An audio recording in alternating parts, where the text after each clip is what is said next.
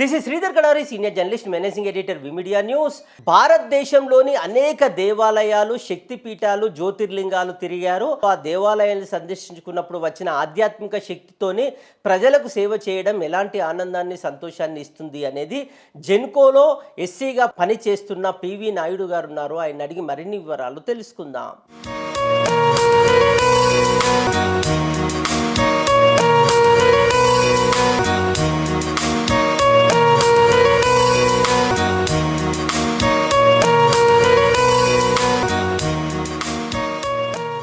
కాశీ వెళ్ళాం, శ్రీశైలం వెళ్ళాం, తర్వాత ఉజ్జయిని మహంకాళి, తర్వాత మహాకాళేశ్వరం, ఓంకారేశ్వరం వెళ్ళాం, తర్వాత రామేశ్వరం వెళ్ళాం.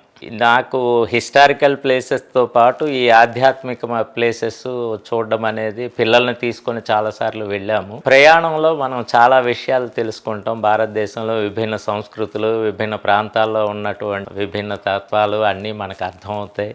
కలిసిమెలిసి అందరం ఉండాలి అనే విషయాన్ని కూడా మనకి తెలియజేస్తుంది. ముఖ్యంగా ఈ జ్యోతిర్లింగాలు అనే కాదు, ఏ దేవాలయంకి వెళ్ళినా అక్కడ మనకి మానసిక ప్రశాంతత వస్తుంది. అది మళ్ళీ మనకి మన నార్మల్ లైఫ్లో కానీ మన ఉద్యోగ బాధ్యతలు మరింత బాధ్యతగా నిర్వర్తించడానికి స్ఫూర్తినిస్తాయి.